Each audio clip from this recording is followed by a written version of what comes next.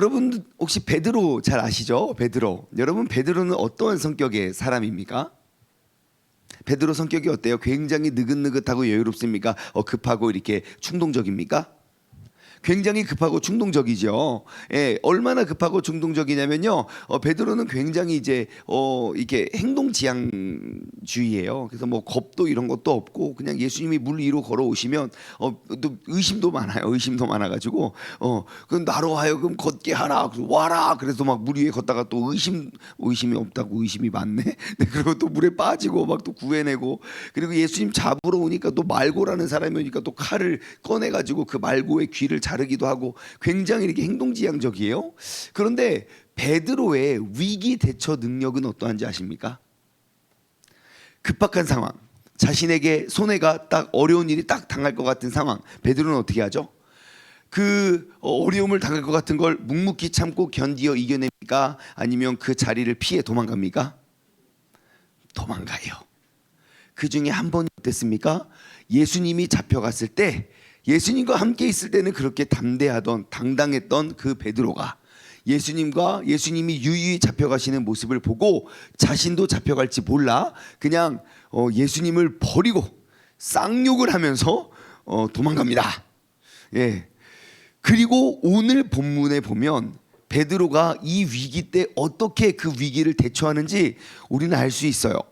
자, 게바가 이 베드로를 뜻하는 거거든요. 자, 안디옥에 이르렀을 때에 이제 베드로도 사도 바울도 이방 민족들에게 전도하기 위해서 그들의 삶에 인생을 바쳤죠. 근데 게바가 안디옥에 이르렀을 때 책망받은 일이 있어서 내가 그를 대면해서 책망하였대요. 누가 누구한테요? 바울이 베드로한테요.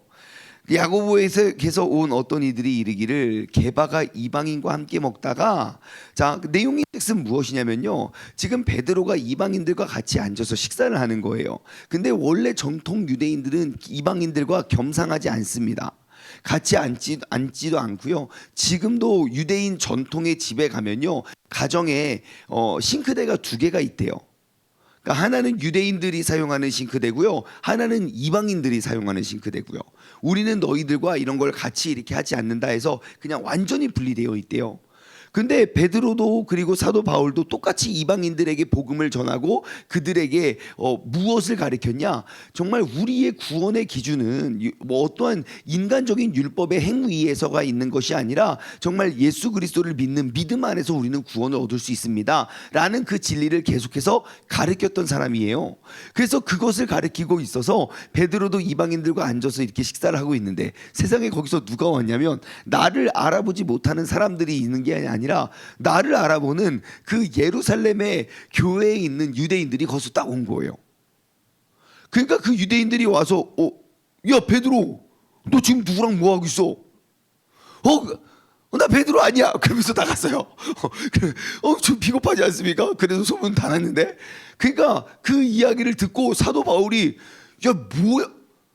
뭐 하는 거야 지금 베드로? 막 가가지고 베드로에게 뭐라고 책망해요. 그게 오늘 본문의 내용이에요. 자, 그럼 질문. 베드로가 도망간 게 왜 잘못됐습니까? 왜 사도 바울은 베드로에게 그렇게 이렇게 책망을 합니까? 왜 책망했을까요? 밥 먹다가 도망간 게. 왜 책망받을 일인가요? 네? 네? 지금 베드로가 예루살렘으로부터 온 유대인들의 시선을 피해서 도망가면 그게 무엇을 의미하겠습니까?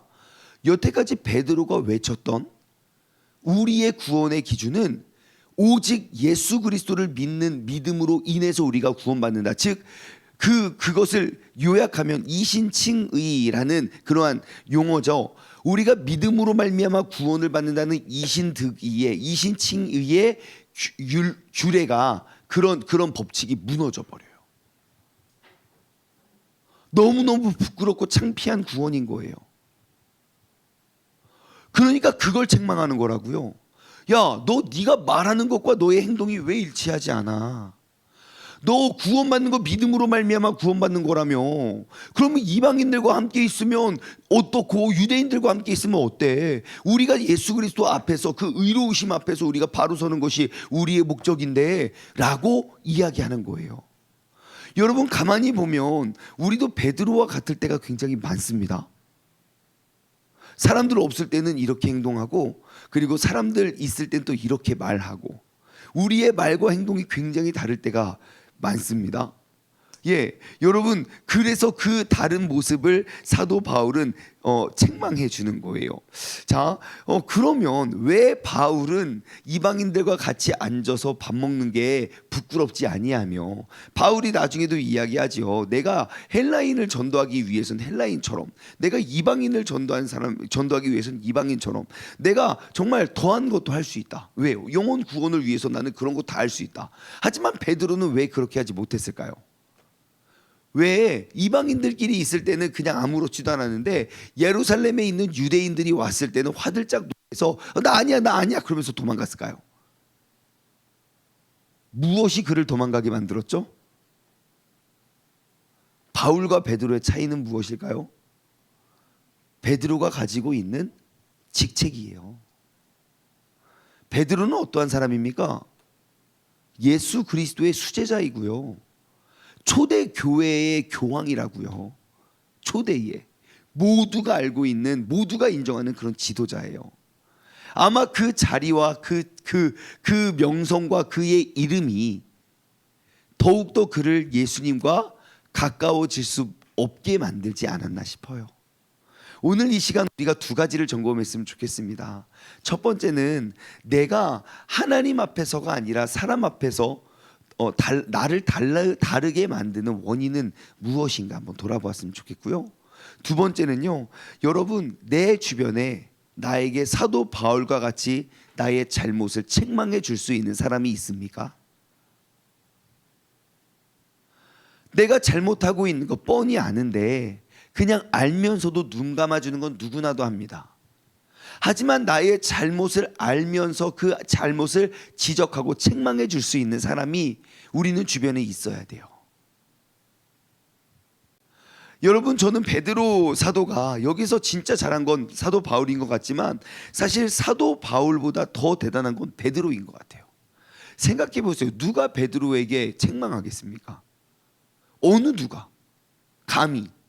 지금도 여러분, 교황에게 책망할 사람이 누가 있겠습니까? 예?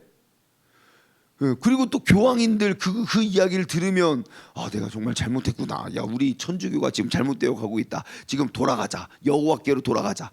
그렇게 하지 않습니다.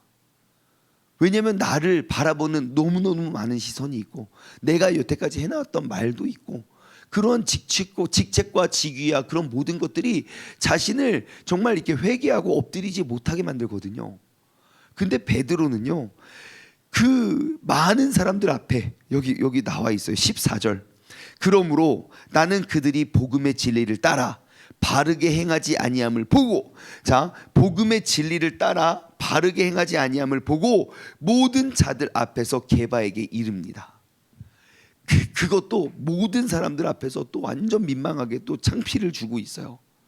그때 베드로가 어떻게 합니까?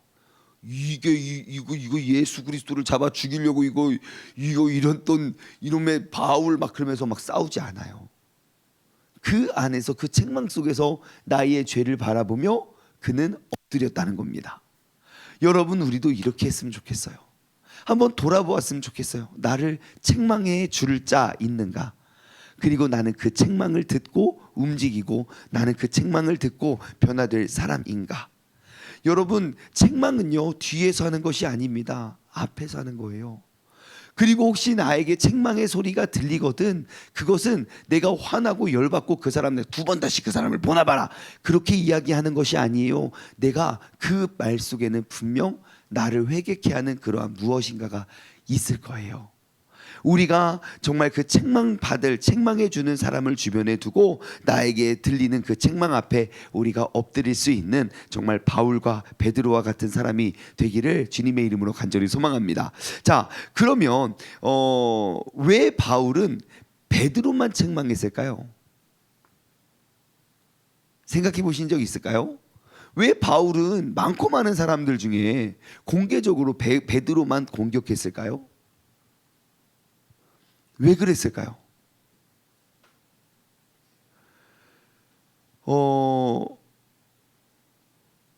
16절입니다. 16절.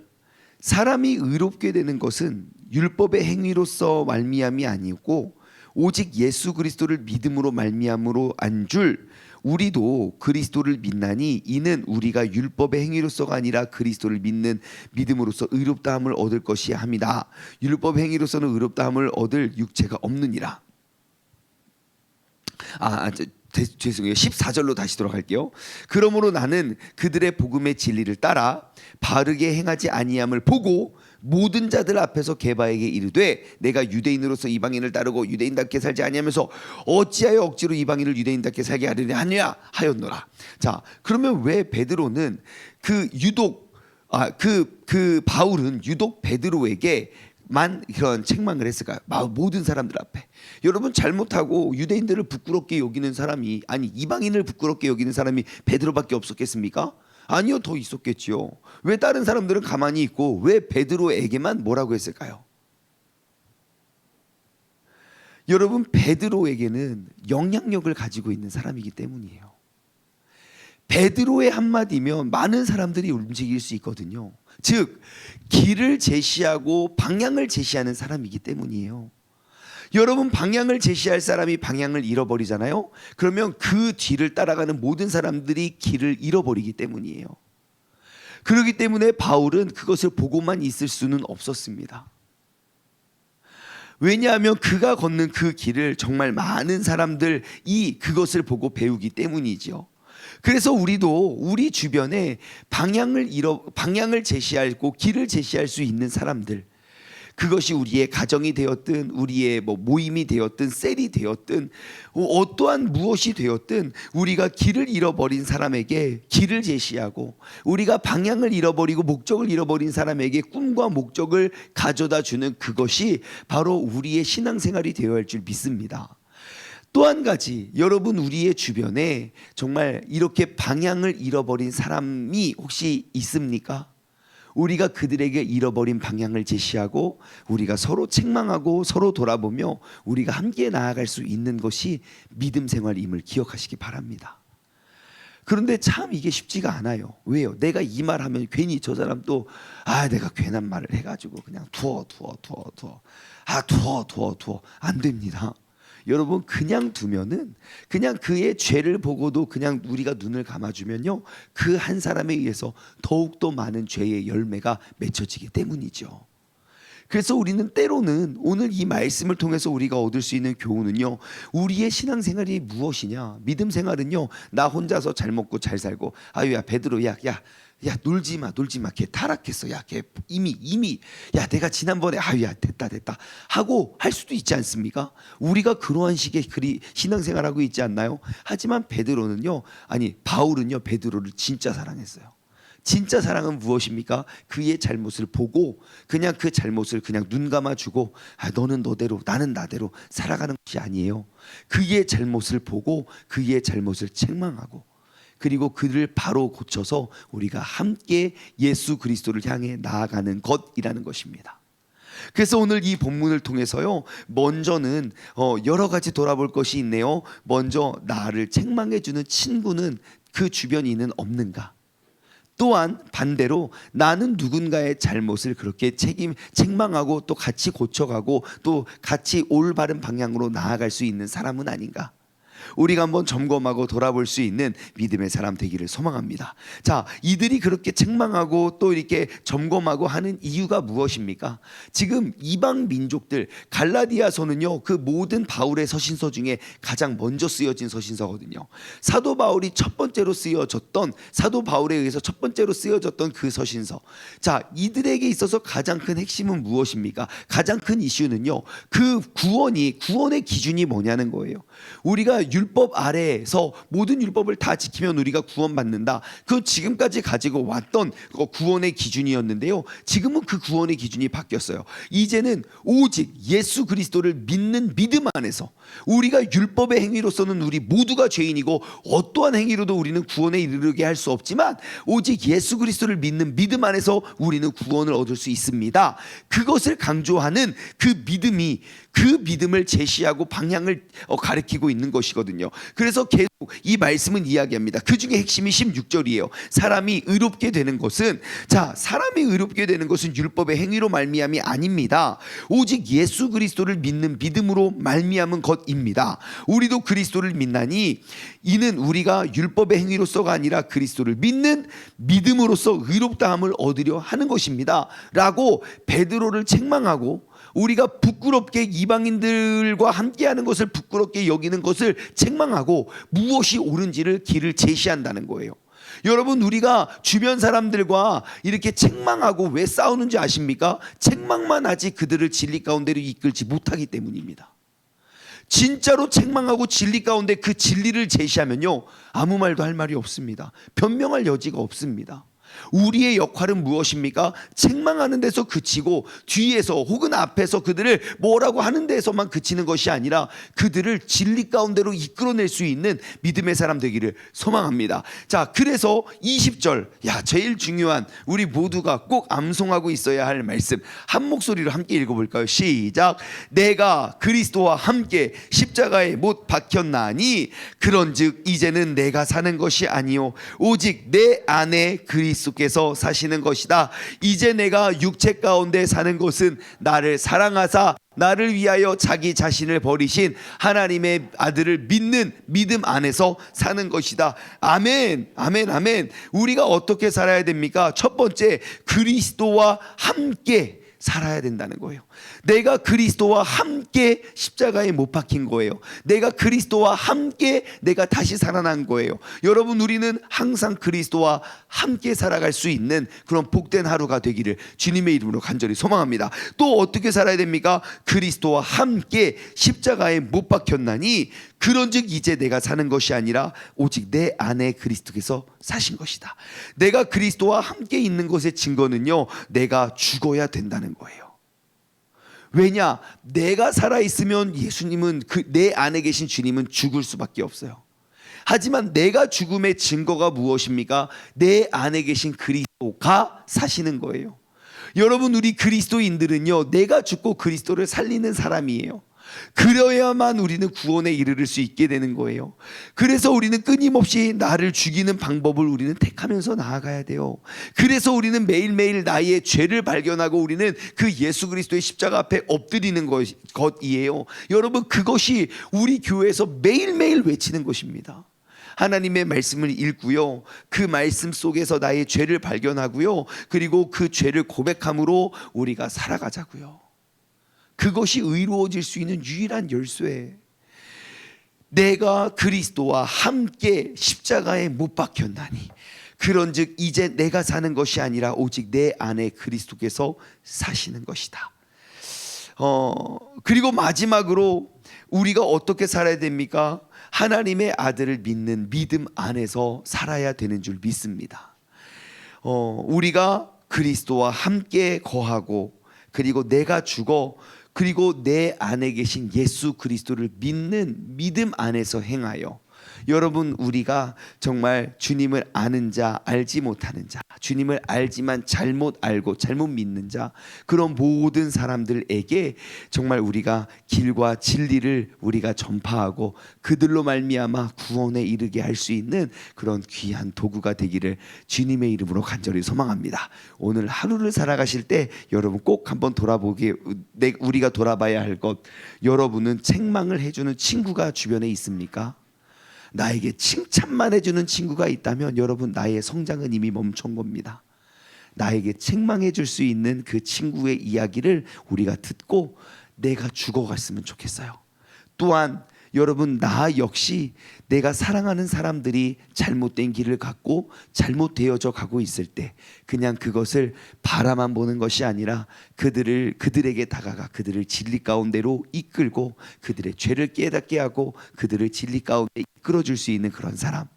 그러므로 내가 그리스도와 함께 항상 내가 죽어 믿음 안에 살아갈 수 있는 그러한 사람이 되기를 주님의 이름으로 간절히 소망합니다. 기도하겠습니다. 하나님 아버지, 감사합니다. 천하의 베드로와 같은 사람도 그가 잘못된 행위에 대해서는 정말 하나님의 진노와 심판이 임하기 전 하나님께서 세워주신 그 믿음의 공동체에 있는 사람들을 통하여 그의 죄를 깨닫게 하여 주신 그 주님의 은혜를 우리가 기억합니다. 하나님, 오늘날 우리가 이 자리에 서고 이 새벽에 나온 것 역시 하나님, 내가 혹시 잘못된 길을 걸어가고 있을 때 누군가의 책망을 듣고 내가 죽음으로 우리가 변화되는 것, 또한 내 주변에 누군가가 방향을 잃고 목적을 잃어버릴 때 내가 그들을 책망하여 정말 그들의 죄를 깨닫게 하고 또 그들을 진리 가운데 이끌어 주는 것, 아버지 하나님, 그 사명을 우리가 잘 감당하여 내게 맡겨주신 이 아름다운 신앙의 공동체 안에서 우리가 예수 그리스도에게까지 장성한 분량에 이르기까지 우리가 자라날 수 있는 믿음의 사람 되게 하여 주시옵소서. 우리에게 말씀과 지혜와 능력을 더하여 주실 주님을 기대하오며 이 모든 말씀 살아계신 예수 그리스도의 이름으로 감사하며 기도드리옵나이다. 아멘.